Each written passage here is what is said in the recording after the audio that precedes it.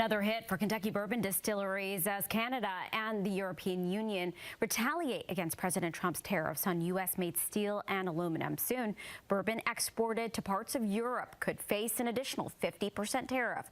Wave News reporter Kirsten Foote spoke with one local distiller and finds that they're getting used to dealing with the unknown. Yeah, Myra, last week it was Canada pulling Kentucky bourbon off its shelves, and this week it's retaliatory tariffs from the EU and Canada. I spoke with one distiller who says times are rocky, but they have to double down.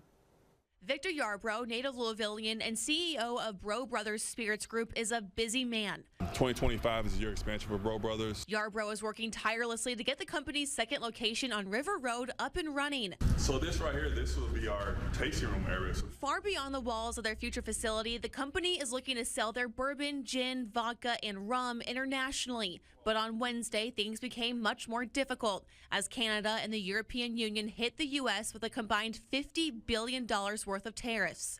It hurts. So it makes it difficult for us to really even enter the market at 50%. Yarbrough had a deal in place to begin selling his products in Canada, but as the trade war kicked off, that deal died. On top of that, he was in talks to sell product in France and Germany. Thus factoring in these extra 50% tariffs, it's now like, well, do we need to keep making these calls?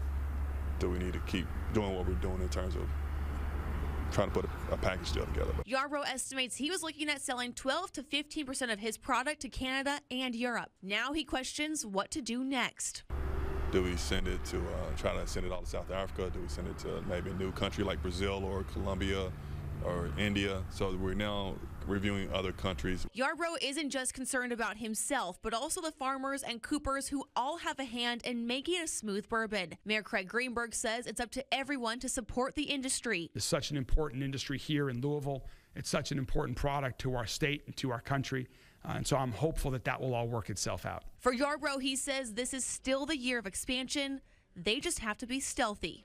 We'll pivot for sure, whether that's other countries, whether that's doubling down domestically, but we definitely will pivot.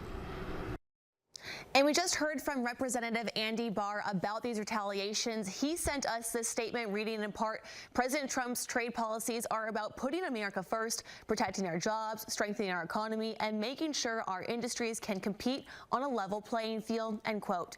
And you can see the rest of his statement in this story on our website, wave3.com.